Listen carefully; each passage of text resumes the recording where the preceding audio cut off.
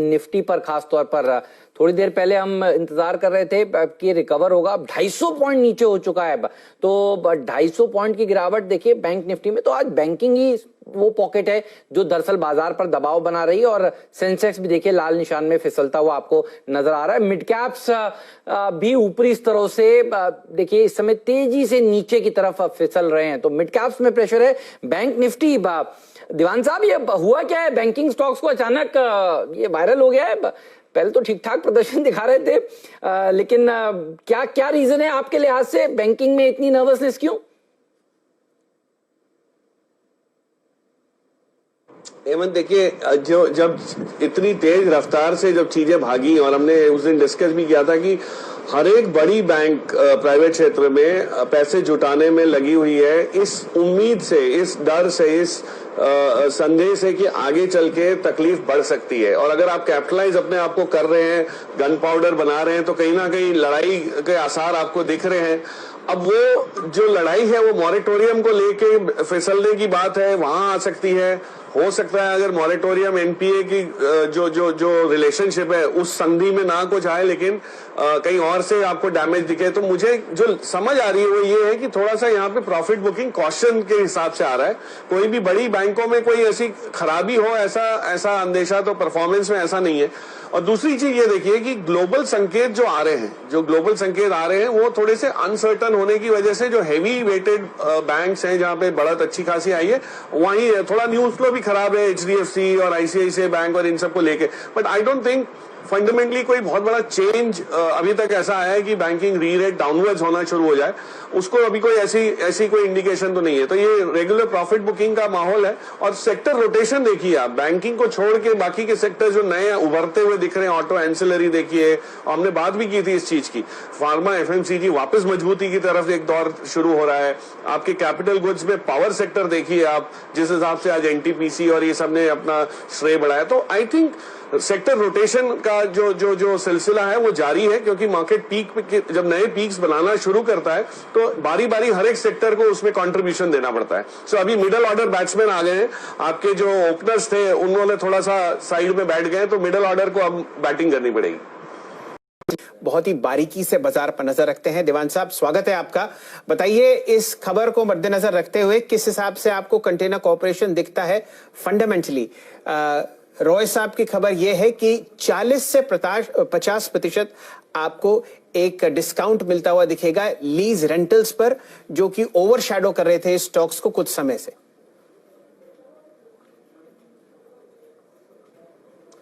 नहीं, बिल्कुल शैल जी। So as a disclaimer बताना चाहूंगा कि मेरी इसमें पोजीशन है, मुझे इस स्टॉक में डेफिनेटली इंटरेस्ट भी है, तो उस हिसाब से मेरा व्यू बायस हो सकता है। बट फंडामेंटली अगर मैं ऑब्जेक्टिवली इसको इवैल्यूएट करूं तो एक बहुत सिंपल चीज कहना चाहूंगा कि जो रिजल्ट के दिन 70-80 रुपए की गिरावट इसमें आई, उसके पीछे जो इशू था, जो मुद्दा था, वो ये था कि रेलवे मंत्रालय ने 777 करोड़ की मांग की, उसके सामने कॉनकॉर की पीएनएल पे 170 करोड़ एलोकेट हुए थे, लेकिन कॉनकॉर की मैनेजमेंट ने ये एडमिट किया कि हाँ, इसका रिकैलकुलेशन हो सकता है, हम लोग 400-450 करोड़ के अनुमान लगा रहे हैं कि हमको देना पड़ेगा, ये एलएलएफ का जो मामला है उसमें।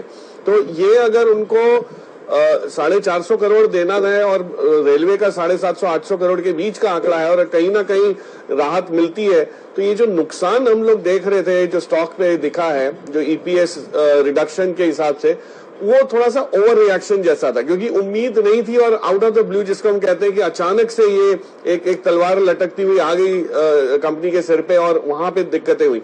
और मैं ये ध्यान आपका इस पे वो गौर करना चाहूंगा कि जो भारत इलेक्ट्रॉनिक्स में भी कुछ समय पहले, 1.5 साल पहले, आपको ख्याल हो तो एक सरकारी फॉर्मूला आया कि अब आप जो हमारे कॉन्ट्रैक्ट्स हैं सरकार की तरफ से, डिफेंस मिनिस्ट्री के कॉन्ट्रैक्ट्स हैं, वहां पे सिर्फ एक फिक्स मार्जिन लेंगे और आप अपने मार्जिन जो हैं वो मार्केट मार्जिन को नहीं फॉलो करेंगे। तो वहां पे भी एक बहुत बड़ी मार पड़ी थी, लेकिन स्टॉक आप देखिए कैसे रिकवर हुआ, क्योंकि जो अंडरलाइंग बिजनेस है, और ये तो विनिवेश का एक सबसे प्राइम कैंडिडेट है, नवरत्न है, और अच्छा खासा इसमें भाव मिलने की उम्मीद के हिसाब से सरकार इसको बेचने की बात कर रही थी। तो आई थिंक ये एसेट जो है वो बहुत मजबूत है, इसको बनाना भी बहुत टफ है। तो मुझे नहीं लगता कि ये सब गिरावट जो है ये परमानेंट रह सकती है। इसमें अटकलें जरूर लगी, लेकिन कहीं ना कहीं सुलह आएगी, सोल्यूशन निकलेगा और गाड़ी आगे बढ़ेगी और जिस दिन वो होगा उस दिन आपको ये वापस अपनी वैल्यू इसकी जो है अनलॉक होते हुए दिखेगी। तो मुझे तो लगता है बहुत बढ़िया, और मैंने करीब 1.5-2 हफ्ते पहले इसका जिक्र भी किया था रिजल्ट से पहले ऑफकोर्स कि ये लॉन्ग टर्म बेसिस में रखा जा सकता है अपने पोर्टफोलियो में, और अभी भी मेरी राय कायम है कि इसको आप लॉन्ग टर्म बेसिस पे रखिए। इस टाइप के एसेट आपको बहुत जल्दी नहीं मिलेंगे और आज एक डिस्काउंटेड रेट पे मिल रहा है because of certain news flow. बिल्कुल। शेयर का अंतरिम डिविडेंड फिगर कैसा लग रहा है आपको?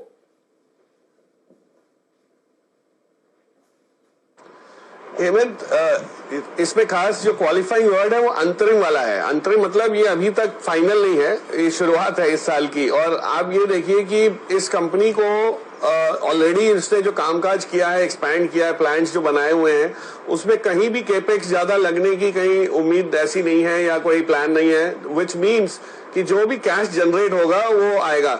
ब्रिटानिया का डिविडेंड बीबीटीसी की आय होती है, तो वो नेचुरली आपको सबसे बड़ा होल्डिंग कंपनी में जो इनफ्लो है वो डिविडेंड से आता है।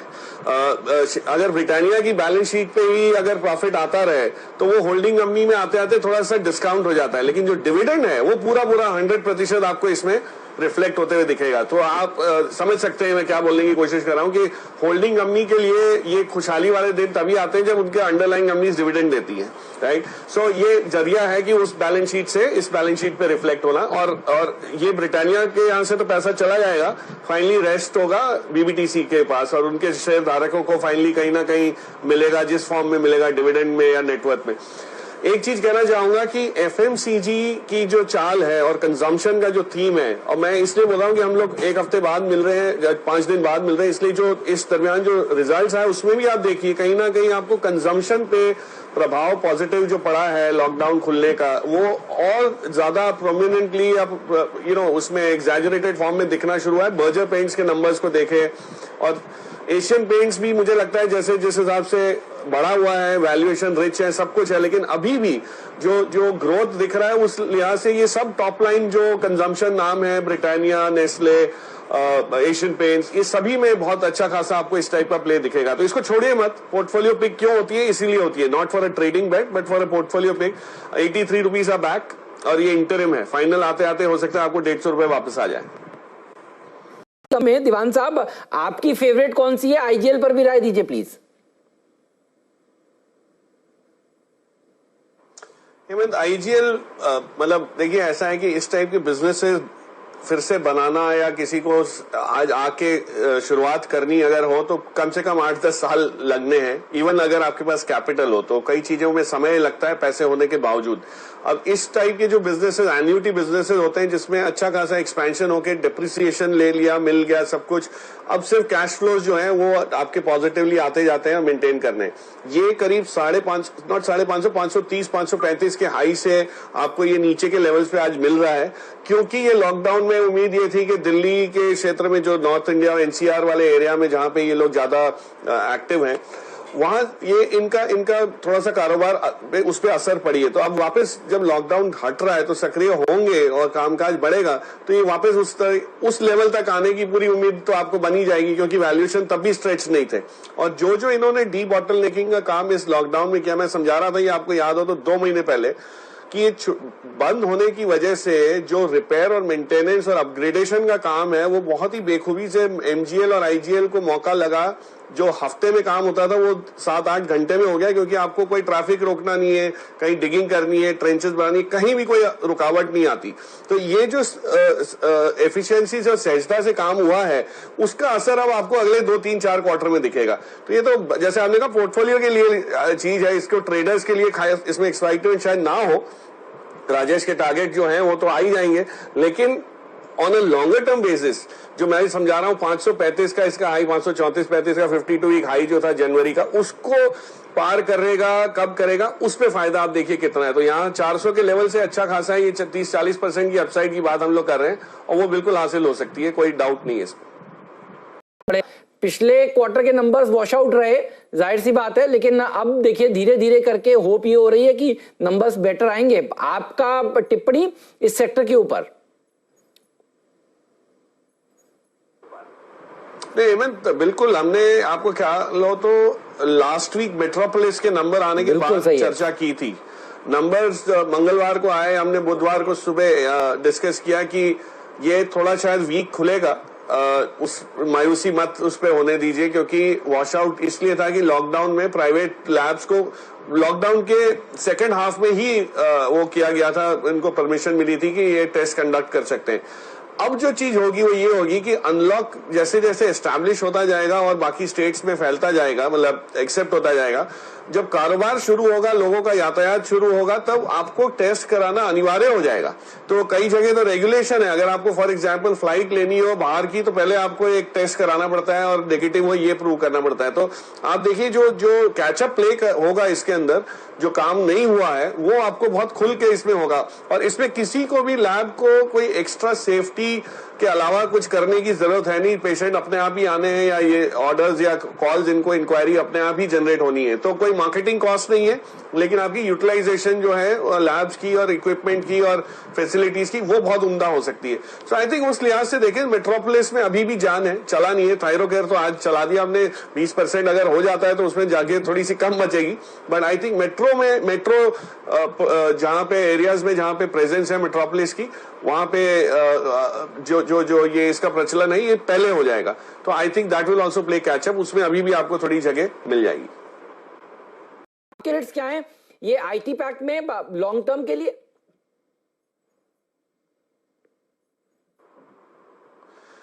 आईटी में सी री रेटिंग जो शुरुआत लार्ज कैप से हुई थी वो जारी है, कोई उसमें परिवर्तन नहीं आया, उसमें स्टैंड चेंज नहीं हुआ। लेकिन अब होगा ये कि जैसे जैसे हमने कहा था, जैसे क्वालिटी मिड कैप आईटी ने पहले परफॉर्म किया, जब रिजल्ट्स आने शुरू हुए तब इन्फोसिस, टीसीएस, विप्रो सब में एक चाल दिखी। अब आपको सिलेक्टिव बेसिस पे वहां इंप्रूवमेंट दिख सकेगा जहां पे क्लाइंट रिलेशनशिप एक्सपैंड मतलब ऑलरेडी अवेलेबल है और बिजनेस एक्सपैंड किया जा सकता है। जैसे अभी यतिन ने माइंड ट्री का नाम लिया, माइंड ट्री इतना चला नहीं है लेकिन सब कुछ सेलियंस उसमें। लॉन्ग टर्म बेसिस पे मुझे लगता है एल&टी इन्फोटेक करके जो इस समूह की, अब माइंड ट्री भी उसी ग्रुप की ओनरशिप का है, वहां अगर आप देखें तो बहुत ही बढ़िया क्वाइटली ग्रेजुअली उन्होंने काम किया। ये वैसा वाला शेयर है जो हमने टाटा एलेक्सी की बात की थी 900 के करीब, आज देखिए वो 1000 पार कर गया, 1025-26 जो चल रहा है जहां भी है। आपको कम समय में एक री रेटिंग की शुरुआत या अंदेशा मिलना शुरू हो गया है। ये चीज अब आपको एल&टी इन्फोटेक में भी नजर आएगी। उसकी परफॉर्मेंस की नॉर्मली चर्चा इसलिए नहीं होती कि वो थोड़ा सा हिस्ट्री उसकी कम है। इन्फोसिस, टीसीएस, माइंड ट्री, एचसीएल टेक की हिस्ट्री बहुत लंबी होने की वजह से फेमिलियरिटी बहुत है, but I think L and T infotech could probably be a surprise out performer। और अगर आप L&T, mind tree, L&T infotech, mind tree दोनों पे ही बुलिश हैं तो आप एल&टी का शेयर ले सकते हैं। उसमें इंफ्रास्ट्रक्चर का भी आपको वो सारा वेग मिलेगा, जो हेडविंड्स जो आगे चल के इंप्रूवमेंट दिख रही है, और ये भी आपको आईटी का जो प्ले है उसको भी आप दोनों को ओनरशिप जो है वो एस्टैब्लिश कर सकेंगे। So I would rather do that. लेकिन अगर प्योर आईटी प्ले के कुछ लेके रखना हो तो I think L and T infotech is a serious potential out performer. ठीक बात। कौन सा स्टॉक आपको पसंद है इस सेक्टर में से? मैं ये कह रहा था जी, तो जो आपने जो स्टॉक की बात की, चर्चा की, मैन इंफ्रा, उसी के बारे में ये कहना चाह रहा था कि कुछ समय पहले, करीब 1-1.5 साल की अगर आप अवधि में देखें, और जो कॉर्पोरेट एक्शन, आई मीन जो ट्रेड्स डिस्क्लोज हुए, उसमें प्रमोटर ने खुद इस कंपनी में बाइंग करी है बिटवीन 38 to 45 रुपीज के जोन में। आज ये शेयर उससे कई नीचे आपको मिल रहा है, और वो ये चीज बताती है कि ये कंपनी के पास जो एसेट हैं, जो खास करके बॉम्बे के मार्केट में अगर आप देखें, और जिस टाइप का रिस्पांस इनको मिलता है जब भी इन्होंने कोई नया प्रोजेक्ट लॉन्च किया, तो इस कंपनी में कभी भी कोई ग्रोथ का इशू नहीं आया। ये थोड़ा गो स्लो मोड में इसलिए है कि डिमांड थोड़ी सी घटी हुई थी, बट अफोर्डेबल हाउसिंग जैसे जैसे और एस्टैब्लिश होगा, एक्सेप्ट होगा, आपको इसमें बहुत इंप्रूवमेंट होते हुए जरूर दिखेगा। लेकिन एक चीज कहना चाहूंगा कि अगर इस सेक्टर को प्ले करना है, सबसे सेफ और इमीडिएट इंपैक्ट जो है वो सीमेंट वाला प्ले होता है, क्योंकि हाउसिंग इज अब close to 42%, 43% of overall cement consumption, और आज हाउसिंग डाउन है, और अगर वो डाउन है तो आपका सीमेंट फिर भी, लेकिन सीमेंट आपका सेल्स जो है वो इंप्रूव होते हुए दिख रहा है। तो दो चीज होंगी, जैसे ही सरकार इंडस्ट्रियलाइजेशन की तरफ